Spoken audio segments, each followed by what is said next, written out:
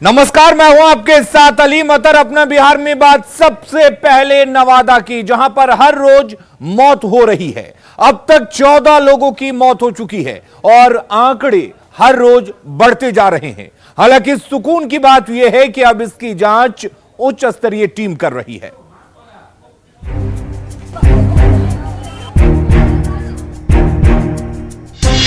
नवादा में हो रहा मौत का तांडव।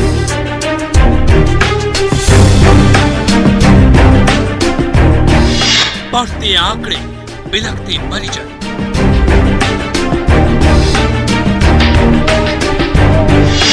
नशा कारण या साजिश कुछ और।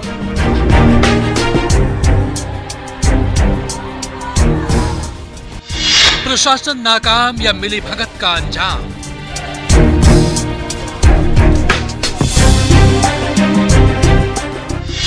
अब नहीं छुपेगी मौत की सच्चाई।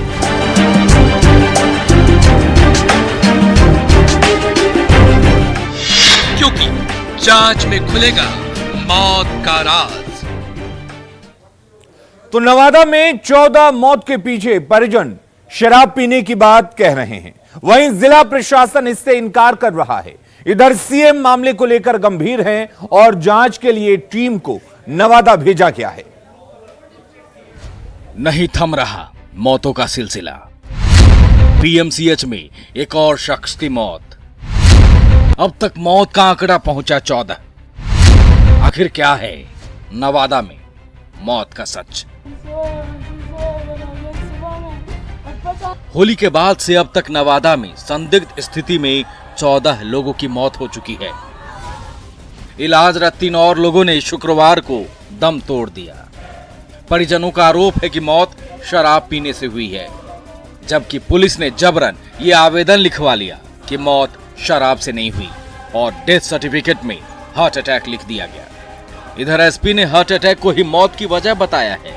हालांकि ये भी कहा कि परिजन जो आरोप लगा रहे हैं लिखित में दें तो पुलिस कार्रवाई करेगी। रात में जी आए उन लोग ने धमकी दी है, बोले कि आप लोग शराब का नाम मत लीजिए, शराब का नाम लीजिएगा तो फंस जाइएगा।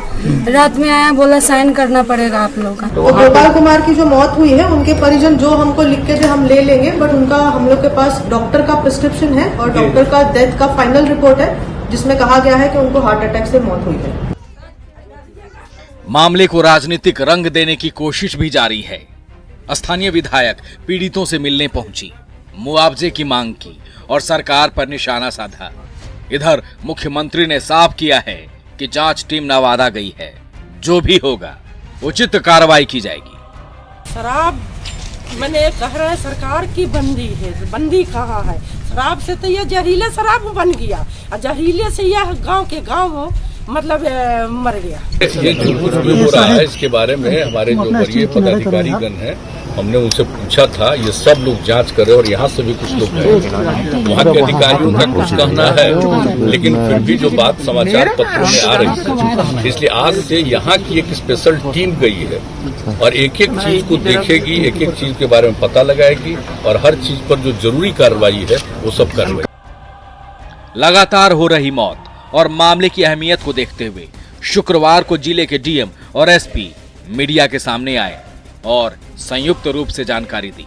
तो 31 तारीख से हमारे सामने एक इंसिडेंट चल रहा है। उस इंसिडेंट में जो हम लोग को बातें सामने आई है, उसके चलते उसके आगे कार्रवाई करते हुए हम लोग ने एक लेडी को अरेस्ट किया है, जो सपोजिटली उस एरिया में ताड़ी बेचने का काम करती थी और शराब बेचने का काम करती थी। आरोप प्रत्यारोप अपनी जगह है, लेकिन मौत की वजहों का साफ साफ पता जांच रिपोर्ट आने के बाद ही चलेगा। इधर मामला सामने आने के बाद पुलिस और प्रशासन की टीम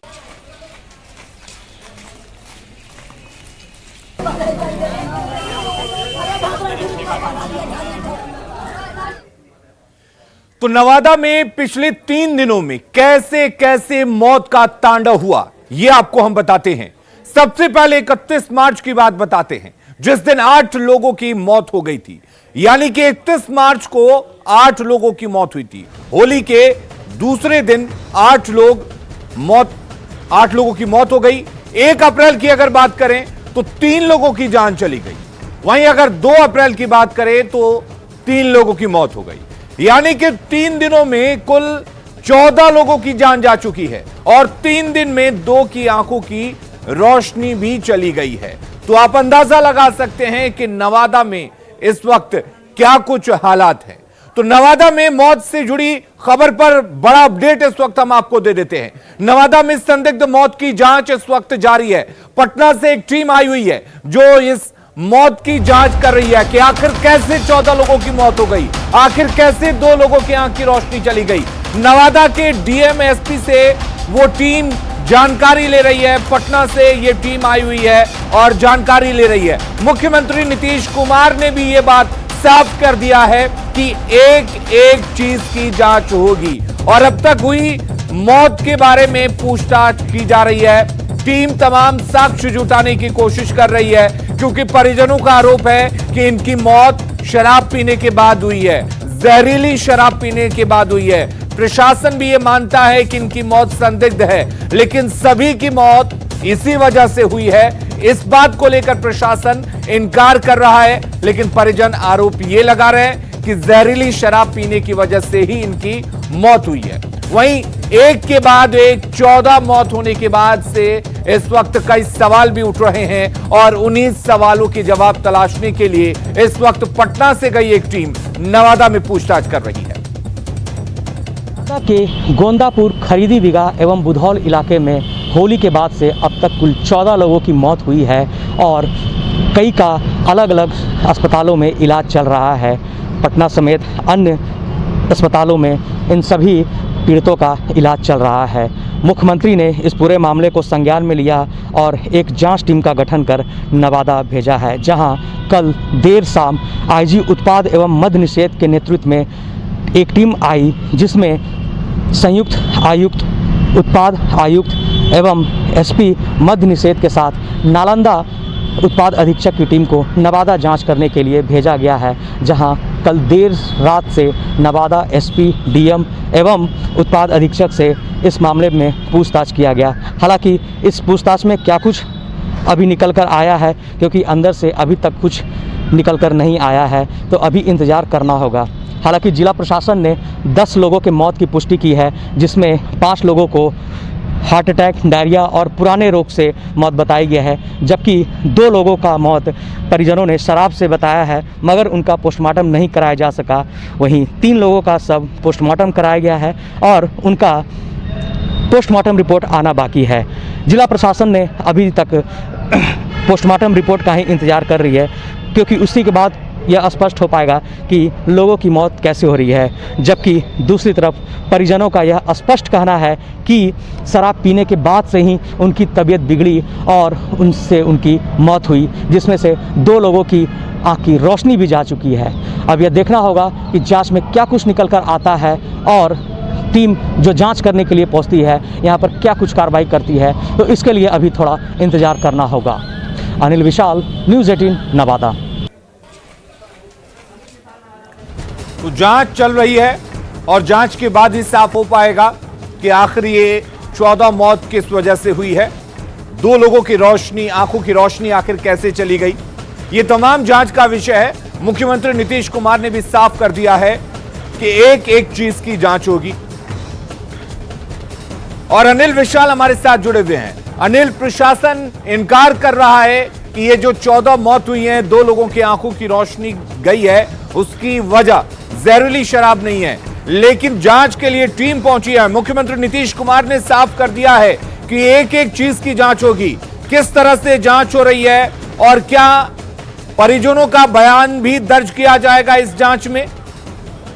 जी अलीम, आपको सबसे पहले ये बता दूं कि मुख्यमंत्री ने जिस जांच टीम का गठन किया है, वो टीम आज कल देर शाम नवादा पहुंच गई, जिसमें आईजी प्रोविजन के नेतृत्व में 5 सदस्यीय टीम यहां पहुंच चुकी है और कल देर शाम से ही लगातार नवादा एसपी, डीएम और उत्पाद अधीक्षक से जरूरी जानकारियां ले रहे हैं। हालांकि इस अंदर क्या जानकारियां ली जा रही है, ये अभी कुछ सामने निकल कर नहीं आ रहा है, क्योंकि जांच टीम ने अभी कुछ भी जानकारी साझा नहीं की है। बहरहाल अंदर से जो जानकारियां मिल रही है हम लोगों को कि जांच टीम जो है उन प्रभावित इलाकों का दौरा कर रही है और उस इलाकों में लगातार 2 दिनों से छापेमारी चल रही है। हमारे सूत्र यह भी बता रहे हैं कि जिन लोगों के मौत हुई है या जिन लोगों के आंख की रोशनी गई है, उन्हें बुलाकर जांच टीम उनका पूछताछ कर रही है और उनका संभवतः बयान भी दर्ज किया जा रहा है। बहरहाल अभी जांच टीम का आज दूसरा दिन है, तो क्या कुछ जांच में निकलकर सामने आता है, इसके लिए अभी हमें वेट करना होगा, क्योंकि अभी तक आधिकारिक तौर से कोई भी जानकारी अभी हम लोग को साझा नहीं किया गया है। मगर जो पीड़ित लोग हैं उनका स्पष्ट ये कहना है कि शराब पीने के बाद से ही उनकी आंख की रोशनी गई और उसके बाद मौत होती है, जिसमें से नवादा जिला प्रशासन ने अब तक 10 लोगों के मौत की पुष्टि की है, जिसमें 5 लोगों का मौत का कारण हार्ट अटैक, डायरिया और अन्य पुरानी बीमारी बताया गया है, जबकि 2 लोगों का मौत के परिजनों ने बताया है कि उन्होंने शराब पी है, मगर अंतिम संस्कार हो जाने के कारण पोस्टमार्टम नहीं हो सका और कुछ जानकारियां इकट्ठा नहीं हो सकी और 3 लोगों का पोस्टमार्टम करा दिया गया है, जिसका जांच रिपोर्ट अभी आना बाकी है। तो जिला प्रशासन उस जांच रिपोर्ट का इंतजार कर रही है। बहुत बहुत शुक्रिया। पोस्टमार्टम रिपोर्ट का इंतजार हो रहा है, उसके बाद जांच की टीम तमाम रिपोर्ट और जानकारियां जुटाएगी, उसके बाद रिपोर्ट पेश किया जाएगा। प्रशासन जरूर इनकार कर रहा है कि सभी की मौत जहरीली शराब पीने से नहीं हुई है, लेकिन परिजनों का साफ कहना है कि उनकी मौत शराब पीने से ही हुई है। अगली खबर का रुख करते हैं। औरंगाबाद के रफीगंज पुलिस ने देसी शराब की एक बड़ी खेप को जब्त किया है। पुलिस को सूचना मिली थी कि सिहुली नहर के रास्ते शराब की खेप शराब तस्कर लेकर जा रहे हैं। पुलिस ने उस रास्ते पर वाहन चेकिंग शुरू कर दिया। पुलिस को देख पहले ही पिकअप वैन और ट्रक चालक गाड़ी छोड़कर फरार हो गए। दोनों गाड़ी में 500 कार्टन देसी शराब लदा हुआ था। पुलिस ने दोनों गाड़ियों के मालिक और ड्राइवर समेत 6 लोगों के खिलाफ मामला दर्ज किया है। 500 कार्टून है जो टोटल 3750 लीटर मात्रा में है। कौन सी शराब? या देसी टंच शराब है। सर कोई गिरफ्तारी हुई है इसमें? नहीं, अभी गिरफ्तारी नहीं हुई है, इसके लिए छापेमारी की जा रही है, जल्दी गिरफ्तार की जाएगी। शराब तस्करों के खिलाफ अभियान में सिवान पुलिस को बड़ी सफलता हाथ लगी है। आपको बता दें कि मुफस्सिल थाना क्षेत्र के बरहनी चंवर से पुलिस ने 570 कार्टन विदेशी शराब जब्त किया है। शराब की यह खेप कार और ट्रक में रखी हुई थी। पुलिस ने दोनों गाड़ियों को जब्त कर लिया है। साथ ही शराब तस्करी के आरोप में 4 लोगों को गिरफ्तार किया है। शराब की खेप झारखंड के जमशेदपुर से लाकर सिवान में खपाने की योजना थी। पुलिस गिरफ्तार लोगों से पूछताछ कर रही है। जमशेदपुर से शराब माफिया पंकज कुमार एक ट्रक शराब और साथ में स्कॉर्पियो के साथ सिवान जिला में एंटर कर रहा है। 2 शराब माफिया है, पंकज कुमार आया और बाल लखीसराय में बालू उठाव को लेकर एक बार फिर खूनी संघर्ष देखने को मिला है। गुरुवार को गंगा नदी के किनारे लाल बालू के अवैध खनन को लेकर गोलीबारी हुई थी, जिसमें एक शख्स जख्मी हो गया था। वारदात के बाद पुलिस अलर्ट हो गई है। लखीसराय एसपी सुशील कुमार के एक टीम बनाकर इस मामले की जांच के आदेश दिए गए हैं। टीम में शामिल बाढ़ एएसपी लखीसराय, एसडीपीओ रंजन कुमार, बड़ैया थाना अध्यक्ष डीके पांडे, मराठी थाना अध्यक्ष भी इस पूरे जांच में शामिल हैं। पचमैला थाना अध्यक्ष और बेगूसराय के मटिहानी थाना अध्यक्ष के घटनास्थल पर पहुंचकर मामले की जांच की। आपको बता दें कि बड़ैया थाना क्षेत्र के जैतपुर के तिलनवा दियारा में गुरुवार को लाल बालू के अवैध खनन को लेकर जैतपुर के विक्की सिंह और रामगिरी के मनोज सिंह के बीच गोलीबारी हुई थी। गोलीबारी में पंचमैला थाना क्षेत्र के संजय निषाद उर्फ संजय बिंद जख्मी हो गए थे। तो हम लोग वहाँ चारों तरफ देखने पे काफ़ी गंगा का सपाट एरिया और गहरा धार है। सूचना मिली कि इसी जगह से बीच गंगा नदी से लाल बालू निकाला जाता है और उसी बालू को लेके वर्चस्व की लड़ाई इस संबंध में बड़ैया थाना में प्राथमिकी भी की गई है और भी जगह पता लगाया जा रहा है कि जो संलिप्त है उनको अरेस्टिंग के लिए छापेमारी होगी और पुलिस अधीक्षक महोदय द्वारा लगातार निर्देश दिया गया है उस संबंध में मॉनिटरिंग करने। मधुबनी के बेनीपट्टी अनुमंडल के मोहम्मदपुर गांव में होली के दिन आपसी रंजिश में फायरिंग में अब तक एक ही परिवार के 5 लोगों की मौत हो चुकी है, जबकि एक शख्स अभी भी गंभीर हालत में अस्पताल में भर्ती है। इस जघन्य वारदात के बाद से पीड़ित परिजनों का रो रो कर बुरा हाल है। शुक्रवार देर शाम पीड़ित परिवार से मिलने के लिए मोहम्मदपुर पहुंचे बिहार सरकार के मंत्री नीरज सिंह बबलू ने इस पूरे मामले में उच्च स्तरीय जांच की बात कही है। परिजनों ने रो रो कर अपना दर्द बयां किया। एसडीपीओ ने आरोपियों की जल्द गिरफ्तारी का आश्वासन भी दिया है।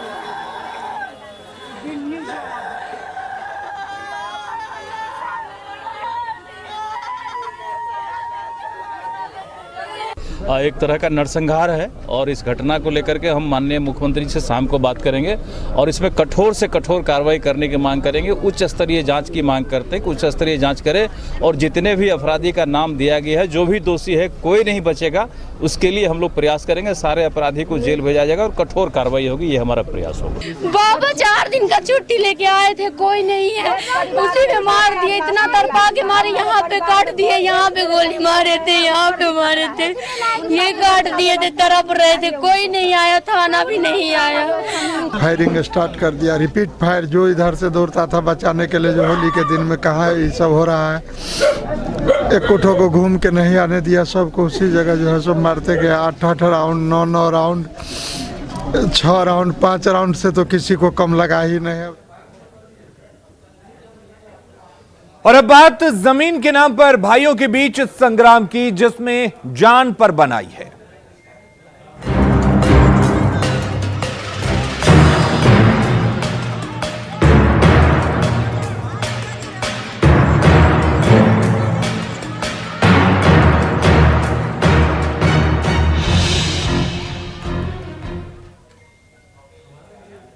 तो मुंगेर में जमीन विवाद में लड़ाई का एक वीडियो सामने आया है और यह वीडियो वायरल हो रहा है। जमीन विवाद में दोनों ओर से न सिर्फ ईंट से हमले किए गए, बल्कि लाइसेंसी बंदूक भी लहराए गए और जान से मारने की धमकी तक दी गई। तस्वीरों में आप साफ देख सकते हैं कि किस तरह से एक शख्स अपने ही भाइयों और उसके घर वालों पर बंदूक से निशाना लगा रहा है और जान से मारने की धमकी दे रहा है। वहीं दोनों ओर से ईंट भी बरसाए जा रहे हैं। मामला तारापुर अनुमंडल के नारायणपुर गांव का है। हमले के बाद दोनों पक्षों ने थानों में आवेदन दिया है और न्याय की गुहार लगाई है। दरअसल यहां जमीन बदलने को लेकर विवाद हुआ और उस विवाद के बाद एक पक्ष के दूसरे पक्ष पर जमीन बदलने के लिए दबाव डाला गया, जबकि दूसरे पक्ष ने अपनी जमीन को महंगा बताकर बदलने से इनकार कर दिया। फिर पहले पक्ष ने बंदूक निकाल लिया और धमकी देना शुरू कर दिया। दूसरे पक्ष का कहना है कि यह एक बार नहीं बल्कि बार बार ऐसा हो रहा है। मामले में पुलिस ने एफआईआर दर्ज कर लिया है और कार्रवाई शुरू कर दी है।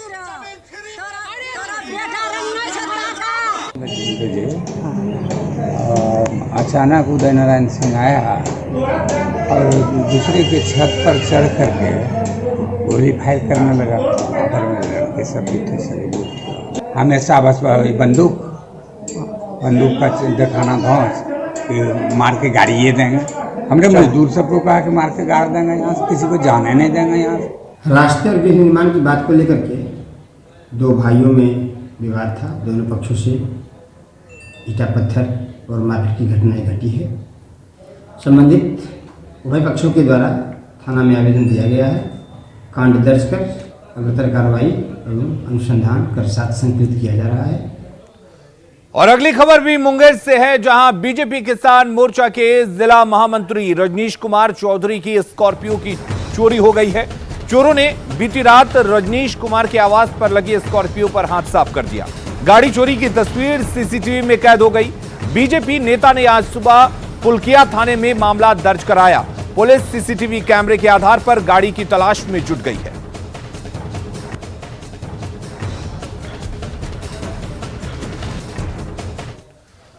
और बड़ी खबर छपरा से है, जहां गरका के कमालपुर के पास एक ट्रक और स्कॉर्पियो के बीच जोरदार टक्कर हो गई। इस दुर्घटना में स्कॉर्पियो सवार एक महिला की मौत हो गई, जबकि 6 लोग गंभीर रूप से घायल हुए हैं। घायलों में 2 की हालत गंभीर बनी हुई है। बताया जा रहा है कि एक ही परिवार के सदस्य देवघर से पूजा कर अपने घर सीवान लौट रहे थे। इसी दौरान सड़क पार कर रही एक महिला को बचाने के दौरान स्कॉर्पियो की ट्रक से टक्कर हो गई।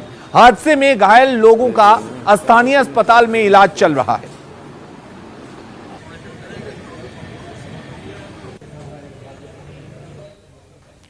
आजादी के आंदोलन में स्वतंत्रता सेनानियों का हथियार बना चरखा अब भी कई लोगों की रोजी रोटी का सहारा बना हुआ है, लेकिन उचित बाजार नहीं मिलने से बुनकर परिवार बदहाली की जिंदगी जी रहे हैं।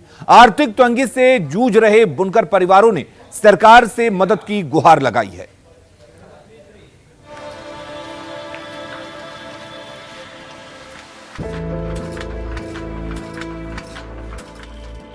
घर घर की आवाज के साथ चरखा चल रहा है। चकर घिन्नी पर सूत जमा हो रहा है। चकर घिन्नी से निकलकर सूत हथकरघा तक पहुंचता है और फिर तैयार होता है सूती कपड़ा।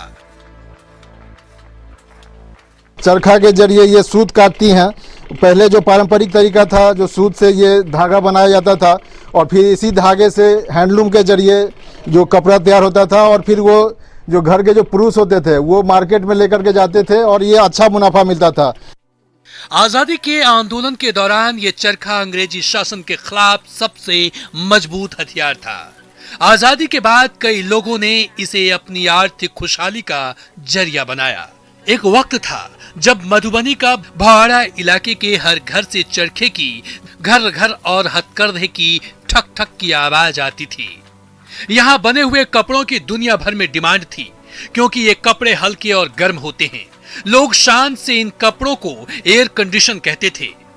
हथकरघा उद्योग से इलाके में हजारों लोगों को रोजगार मिला हुआ था। लोगों की जिंदगी खुशहाल थी, लेकिन इनकी खुशहाल जिंदगी को बाजारबाद की नजर लग गई। इन कपड़ों को सही बाजार मिलना बंद हो गया। यहीं से शुरू होती है यहाँ के बुनकरों की बदहाली की कहानी। इन कपड़ों की बाजार में मांग घटने से हथकरघा उद्योग पर संकट गहराने लगा।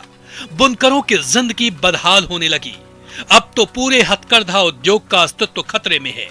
ऐसे में हथकरघा उद्योग से जुड़े बुनकर सरकार से मदद की गुहार लगा रहे हैं। हमको जिंदा रखना है अंसारी बिरादर को, तो इसके लिए खादी के लिए कोई संस्था यानी जिला उद्योग है वहाँ कायम करे या कहीं भी करे।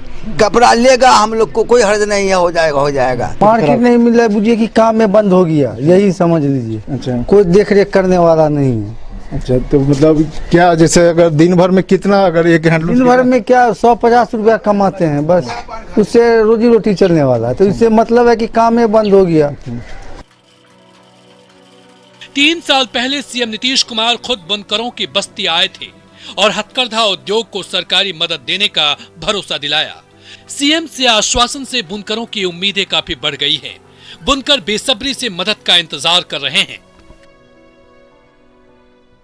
ऐसे सरकार से लोगों को काफी आस है कि हो सकता है अभी ये जो नए उद्योग मंत्री बने हैं और इन लोगों को उम्मीद है कि सरकार, जैसे पहले भी मुख्यमंत्री यहाँ आए थे और वो काफी कुछ ऐलान हुआ था, तो अब लोगों को आस है कि शायद वो हो सकता है उस पर कुछ काम शुरू हो। अमित रंजन, न्यूज 18 मधुबनी। राजधानी पटना में कोरोना के मामले लगातार बढ़ते जा रहे हैं, लेकिन लोगों की लापरवाही थमने का नाम नहीं ले रही है। लोग खुलेआम कोरोना नियमों का उल्लंघन करते देखे जा सकते हैं। पटना के मीठापुर सब्जी मंडी का जायजा लिया न्यूज 18 संवाददाता ने। राजधानी पटना में कोरोना संक्रमण के मामले लगातार बढ़ते जा रहे हैं और सरकार और जिला प्रशासन के लिए यह धीरे धीरे चिंता का सबब बनता जा रहा है। लेकिन इसके बावजूद पटना में लापरवाही साफ तौर पर दिख रही है। इस वक्त हम मीठापुर सब्जी मंडी में हैं और यहाँ पर देखिए किस कदर लोगों की भीड़ जो है वो उमड़ी हुई है और किसी के चेहरे पर मास्क नहीं दिख रहा है। ये बड़ी लापरवाही है और निश्चित तौर पर जो लापरवाही है वो लोगों के ऊपर भारी पड़ सकती है। देखिए यहाँ तस्वीरों में एक वैन से सामान उतारा जा रहा है और किस कदर एक के भी चेहरे पर मास्क नहीं। लोग यहाँ खड़े हैं सब्जी मंडी में, लोग ही से पूछते हैं आपका मास्क कहाँ है? नहीं लाए सर। पता है सर, फिर भी नहीं मास्क भूल गए, घर था भूल गए हैं सर। हम लोग अभी ऐसे चलते हैं, भर लॉकडाउन से ऐसे है। कोई दिक्कत नहीं हम लोग का। प्रशासन का भी डर नहीं है। प्रशासन तो डर भी नहीं है। प्रशासन क्या करेगा सर, प्रशासन खुद नहीं लगा के चलता है। कौन नहीं मास्क कहाँ है आपका? मास्क कौन लगाता है, सब तो बिना मास्क के है। अशोक जी बता रहे हैं कि मास्क कौन लगाता है, लेकिन एक तस्वीर देखिए यहाँ पे जो गाड़ी है इससे भी लोग जो है सामान उतार रहे हैं और एक आध लोगों के चेहरे पर जरूर मास्क है, लेकिन वो भी मास्क से नाक मुंह नहीं ढका हुआ है और सारे लोग ऐसे ही खड़े हैं। अभी तो हम आ रहे हैं सर। हाँ तो मास्क लेके नहीं, हमको पता नहीं था सर। उतना हमको पता नहीं है सर, आप मालूम हो या तब लेके आवेंगे। मास्क तो रखे हैं साहब जी, हमको कुछ चिंतित है इसीलिए हमारा जो है सब शुद्ध बुद्ध लाया हुआ है, और नहीं तो हम तो जान रहे हैं कि बीमारी है। पटना में कोरोना फैला हुआ है, आपको पता है? कहाँ कोरोना है? देखते हैं लाखों आदमी घूम रहा है बिना नाक में लगे, कहाँ कोरोना है यहाँ? नहीं है, पर है कहीं कहीं है। पटना में तो है लेकिन कहीं कहीं है, यहाँ पर नहीं है। खोल दिया नकबा जाम हो जाता है ना, सर्दी हो गई। पहनने से नाक जाम हो जाता है। क्या नाम है? भूषण तिवारी। कहते हैं कि मास्क पहनने से नाक जाम हो जाता है। अलग अलग लोग अलग अलग दलील, लेकिन लापरवाही फिलहाल भारी पड़ती दिख रही है। पटना में यह आंकड़ा 287 तक पहुंच गया था शुक्रवार को, और निश्चित तौर पर लोग अगर इसी के तरह लापरवाह बने रहेंगे तो ये परेशानी का सबब बन सकता है। संजय कुमार, न्यूज़ 18 पटना। खबरें लगातार जारी हैं, अब बने रहिए न्यूज़ 18 बिहार झारखंड के साथ।